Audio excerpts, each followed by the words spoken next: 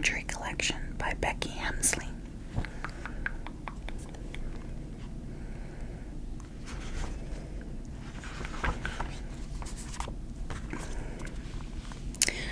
Okay, so the first one is titled Magic. You tell me that I'm childish for seeing magic in the world, that there is no room for enchantment on this scientific earth. You give me explanations, and you hand me charts and graphs, for you say there can't be magic in the company of fact. But I'll argue that there's magic in a newborn baby's cry, and in how that baby heard its mother's heartbeat from inside. I'll tell you that it's magic, how butterflies exist, that there's something most spellbinding about metamorphosis. There's magic in the differences between each flake of snow, and in people finding footprints from 1,000,000 years ago. I'll tell you that it's magic, how the tides move with the moon, and how the sun can split a raindrop into 7 different hues. It's magic how a spider weaves a complex, fragile web, and how all the words of years of songs are stored inside our heads. But you'll tell me there's no magic, for this all can be explained. Yet to me, there's magic dancing in the workings of our brains. See, the danger is our knowledge means there's too little odd to spare. But if we stop looking for magic, then we'll never see it there.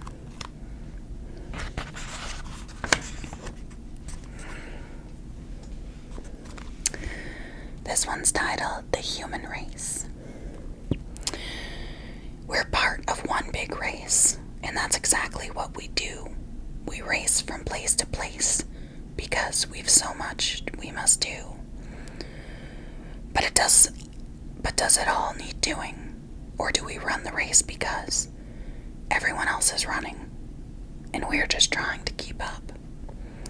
We're racing ever forward, barely stopping to look back, rarely standing in the moment to give thanks for what we have.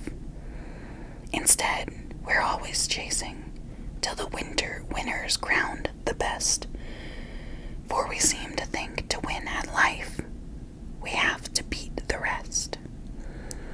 Yet the glory is not in winning. It's in how we take our time.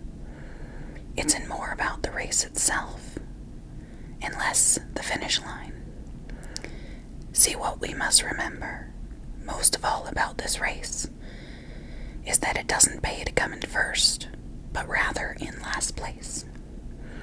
And yet we keep forgetting, and it's such a dying shame, for no matter how we run our race, the finish line's the same.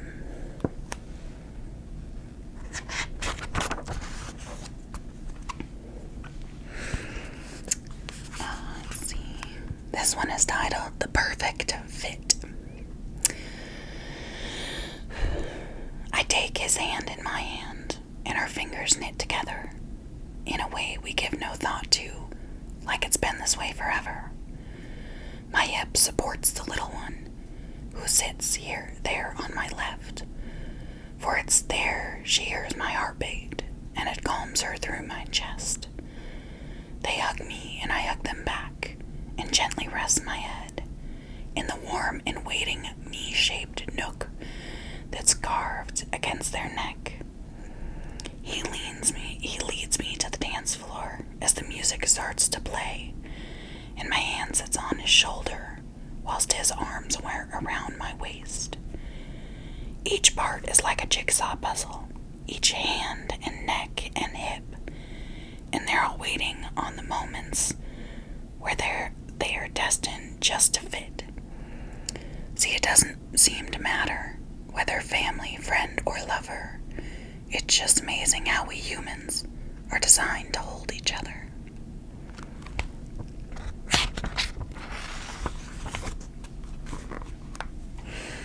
This one's titled The Wind.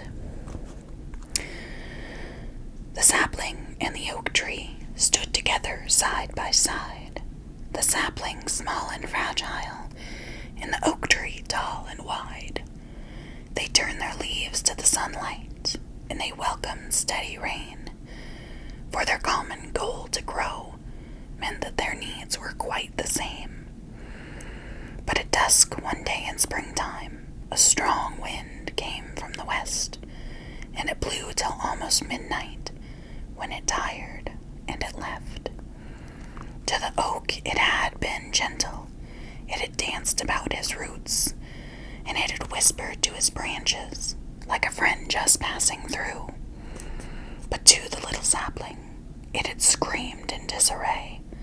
It had clawed at him relentlessly and snatched his leaves away. And the oak tree asked next morning why the sapling looked so sad, when the wind had only blown one night and hadn't been that bad. And the sapling looked disheartened at the oak tree so wide and tall.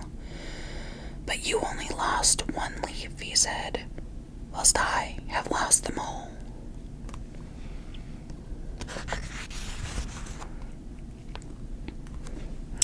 This one's titled Starlight. He carries specks of starlight in a little silver pot, and they tell him that he's strange because he has something they have not. They never think to ask him what it is he keeps within, for they'd rather speak in whispers that he doesn't quite fit in. See, they think that being different is a lonely, scary shame. They don't realize that our magic lies in how we're not the same. Yet when it's dark, they search for us. All the light his starlight casts. When it's dark, they search for all the light his starlight casts. But they don't know it's his doing, 'cause they never cared to ask.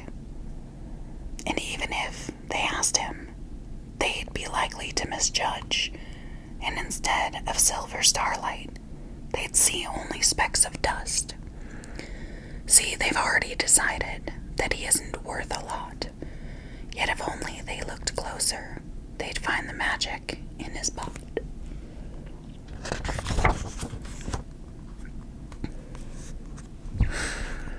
Let's see.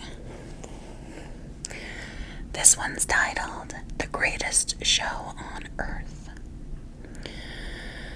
Welcome to our circus. It pulls in quite the crowd, for it charges no admission and says all welcome and allowed. We hope that you'll enjoy it here, but one thing, if I may. Once here, we'll tell you what to feel and think and do and say. We'll tell you when to smile. We'll tell you when to cry. We'll tell you what is best for you and try to tell you why. But what's best for the tiger isn't what's best for the clown, and the tightrope walker's main concern is falling to the ground. For some, it's no big deal, and for some, it's life and death. But we all are playing ringmaster and thinking we know best. And if you dare to disagree, and if you speak your mind, we'll attack behind our curtain, whilst on stage we roar, #be kind. We'll tell you that you're wrong, although we never really hear your point, for we're far too busy listening to our own self-righteous voice. So welcome to our circus, where you're criticized for free. But whoops, did I say circus? I meant society. This one's titled Sunset. The sun wakes up each morning, and she combs her fiery hair, and she sometimes holds the clouds aloft, so we don't see her there. She settles to her work, a never-ending 9 to 5, and she ticks off all her jobs to do, like keeping Earth alive. She's busy every moment, working hard behind the scenes, but you tell her she does nothing, for you judge by what you've seen. despise the gray sky, and you curse the dampened day. You moan it's cold and dreary, and the sun's the one to blame. And it's only when she's setting, when she's finally off to work elsewhere, that you all of a sudden recognize the colors in her hair. See, the saddest thing of all is that she's been here all the time, but you fail to see her beauty till she's fading from the sky.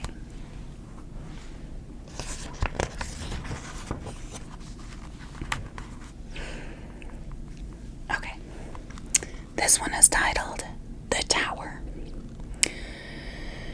You stand and face the mirror, and you magnify your flaws.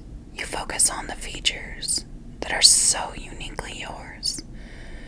But their uniqueness doesn't matter, for they simply don't conform to the criteria of beauty they've convinced you is the norm.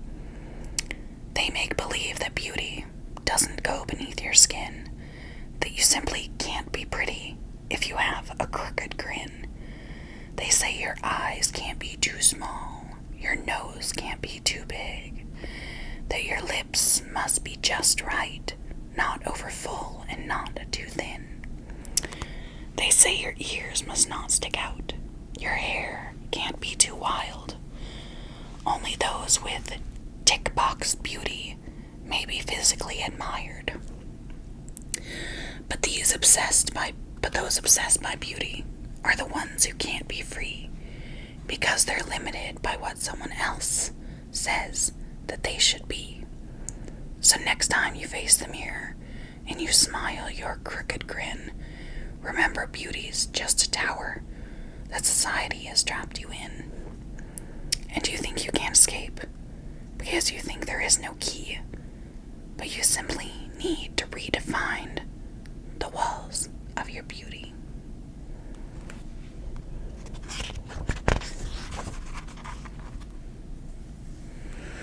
Okay, this next one is titled Smoke and Mirrors. Mirror, mirror on the wall is what she chose to paint. From colors green with envy, red with anger, tinged with hate. She was aiming for reflection when they gazed upon her art, but she had, without intention, showed them what was in her heart. See, it turns out what she'd painted wasn't actually a mirror, but a door through which they saw the things she tried to keep well hidden.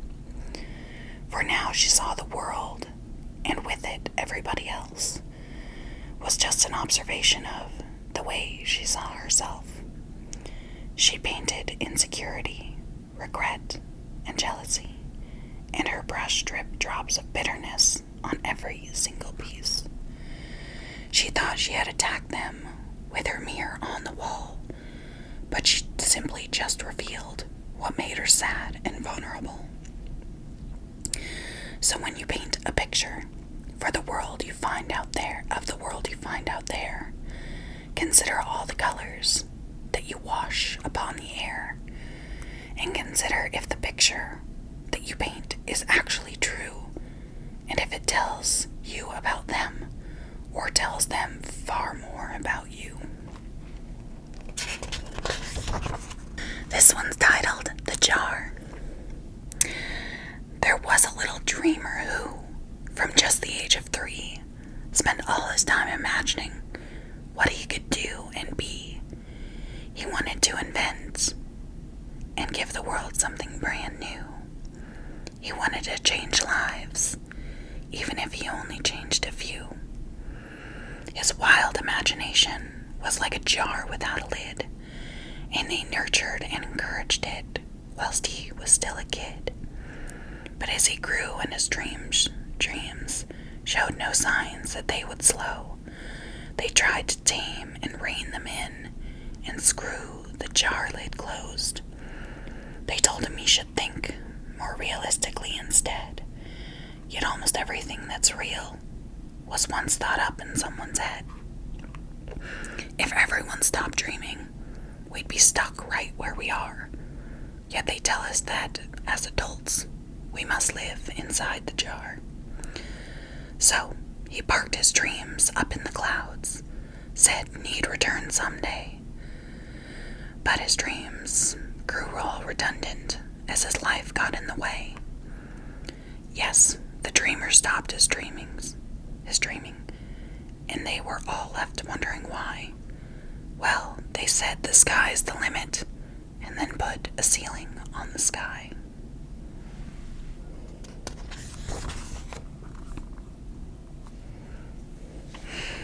This one's titled The River.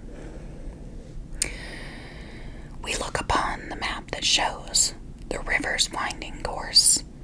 We can see how it meanders and can trace it to its source. We can see the little blue lines representing every bend, and can follow them from where they start until their journey's end. But though we see the river with its curves and turns and twists, we must not assume we know it, for it's so much more than this. See, what a map can't show us is how fast the water flows, for the water's warm in summer, how the water's warm in summer, how it freezes when it snows. It can't show how the water level rises with the rain, or show all the plants and creatures that the river can contain. It doesn't show the children who've played along its banks, how it's turquoise blue in daytime, but at midnight shimmers black. A map can't show the families who have picnicked at its edge, or the lovers who have kissed there, or the faces it reflects. See, we think we know the river, but it far exceeds our thoughts, for we're forgetting all the stories that have thrived along its course. Yes, we may see how it starts and ends, and turns and doubles back, but a river's so much more than little blue lines.